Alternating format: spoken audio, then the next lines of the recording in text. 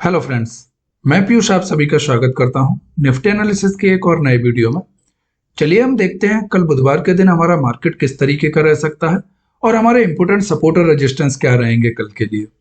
दोस्तों, अगर आप कल के और आज की कैंडल को देखें तो इन कैंडल के अगर साइज को हम छोड़ दें तो इन दोनों कैंडल में कोई भी डिफरेंस हमें देखने के लिए नहीं मिलेगा। अगर आप पिछले दिन की कैंडल को देखते हैं तो जैसे हमने पिछले दिन कैंडल बनाई थी सेम एज हमने आज भी वही कैंडल बनाई है। नीचे बिक है, ऊपर से फुल बॉडी है और इस कैंडल को देखकर हमें पता चलता है कि आज सारे दिन मार्केट को सेलर ने डोमिनेट किया है। इसके साथ ही अगर आप देखें तो जहां हमने कल सपोर्ट लिया था सेम आज भी हमने उसी लेवल के आसपास सपोर्ट लिया है, जो कि पहले हमारे पास एक रेजिस्टेंस का काम कर रहा था। जब भी हम इस लेवल के पास जाते थे यहां से सेलर आ भी होते थे और दोबारा मार्केट को नीचे ले आते थे। कल हमने गैप अप के साथ इसको ब्रेकआउट तो किया, लेकिन हम ऊपर के लेवल पर सस्टेन नहीं कर पाए और दोबारा से अपने इसी सपोर्ट के पास आकर हमने क्लोज कर दिया। सेम एज आज भी हमने वही किया। हमें ओपनिंग तो गैप अप के साथ मिली, लेकिन हम हायर लेवल पर सस्टेन नहीं कर पाए और दोबारा से हमने फिर से उसी लेवल के पास आकर क्लोज कर दिया जहां की कल हमने किया था। तो अब हमारे पास यहाँ पर यह दो कैंडल की एक रेंज बन गई है और कल और अगर हम इसी रेंज में कहीं ट्रेड करते रहते हैं और परसों के दिन जबकि हमारा एक्सपायरी है, इसको ऊपर की साइड में या नीचे की साइड में किसी भी साइड में अगर हम ब्रेक करेंगे तो हमें उस दिन एक्सपायरी मूव मिल सकता है। चलिए अब हम 15 मिनट के टाइम फ्रेम पर चलते हैं और देखते हैं कि कल बुधवार के दिन हमारे इंपोर्टेंट सपोर्ट और रेजिस्टेंस क्या रह सकते हैं जिनके ब्याह पर हम अपना ट्रेड प्लान करेंगे। दोस्तों, वीडियो में आगे बढ़ने से पहले आप सभी से मेरा रिक्वेस्ट है कि अगर आप हमारे चैनल पर नए हैं और अभी तक आपने इस चैनल को सब्सक्राइब नहीं किया है तो प्लीज इस चैनल को सब्सक्राइब करें, साथ में नोटिफिकेशन बटन भी ऑन कर लें जिससे मार्केट एनालिसिस की आगे आने वाली कोई भी वीडियो आपसे मिस ना हो। तो चलिए अब हम आगे बढ़ते हैं। दोस्तों, अगर इस चार्ट को आप ध्यान से देखते हैं तो आज का जो प्राइस एक्शन है और हमारा पिछले दिन का जो प्राइस एक्शन था सेम है। कल के दिन भी हमने गैप अप ओपनिंग दी और हम सस्टेन नहीं कर पाए, नीचे आ गए। नीचे हमने यहाँ पर सपोर्ट लिया और मार्केट ने एक अप मूव देने के बाद सारे दिन उसी रेंज में घूमता रहा। आज की अगर हम ओपनिंग देखें तो आज हमने फिर से गैप अप ओपनिंग दी। हम वन वे में कहा आए जहां पे हमने कल के दिन सपोर्ट लिया था और वहीं से सपोर्ट लेकर एक अप मूव दिया। उसके बाद फिर से हम मार्केट में सारे दिन एक छोटी सी रेंज में ट्रेड करते रहे। कल का दिन और आज के दिन की अगर हम बात करें तो ये दोनों दिन एक हैवी वोलेटाइल डे हमें देखने के लिए मिले और ये जो मार्केट थे ये ऑप्शन सेलर के मार्केट है। ऐसे मार्केट में ऑप्शन बायर के लिए प्रॉफिट बनाना थोड़ा सा मुश्किल रहता है।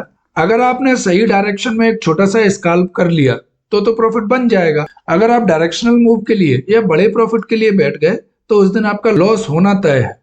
तो अब कल के लिए हमें कहां पर अपॉर्चुनिटी मिल सकती है यह हम एक बार डिस्कस कर लेते हैं।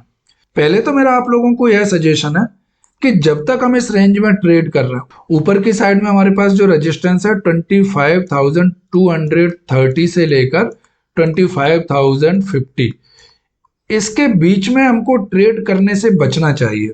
हमने आज हाई लगाया है 25,200 के आसपास, तो मैं यह एक 50 पॉइंट का बफर लेकर चल रहा हूं। जब तक हम 25,250 को ब्रेक नहीं कर देते तब तक हमें मार्केट में इसी तरीके के मूव देखने के लिए मिलेंगे। जब भी हम ऊपर की साइड में जाएंगे हो सकता है इस लेवल से हमें रेजिस्टेंस मिले और हम दोबारा से नीचे आ जाएं। इसी तरह अगर हम डाउन साइड में बात करते हैं तो डाउन साइड में हमारे पास जो सपोर्ट निकल के आ रहा है वह सपोर्ट है हमारे पास 25,050 का। जब तक हम इस रेंज के ऊपर हैं तब तक भी हमें ट्रेड करने से बचना चाहिए। कल ही हमने यह लेवल डिस्कस किया था कि 25,050 के नीचे जब तक हम ट्रेड नहीं करने लगते तब तक हमें ट्रेड नहीं करना चाहिए। आज हम इस लेवल को एक बार टच करने गए और एग्जैक्टली हमें उसी लेवल से सपोर्ट मिला और हम दोबारा से अपनी पुरानी रेंज में आकर ट्रेड करने लगे। तो कल अगर हम इस रेंज में कहीं ओपन होते हैं जो कि हमारे पास 25,050 से लेकर आज की जो क्लोजिंग है इसके बीच में कहीं हम ओपन होते हैं और यहाँ पर कुछ देर हम ट्रेड करने के बाद जब इसको डाउन साइड में ब्रेक करेंगे तो आप देखोगे कि फर्स्ट मूव में हम जा सकते हैं 25,000 तक। इसके बाद जो दूसरा मूव हमें निफ्टी में लेकर जाएगा वह रहेगा 24,950 और थर्ड मूव में निफ्टी में हम टच कर सकते हैं 24,900 का लेवल। ये वही लेवल है जो कल हमने डिस्कस किए थे। अब जब तक हम इन रेंज के बीच में ट्रेड करना तब तक लेवल क्या ही चेंज होंगे, क्योंकि हमने ना तो ब्रेकआउट दिया ना ही ब्रेक डाउन दिया है।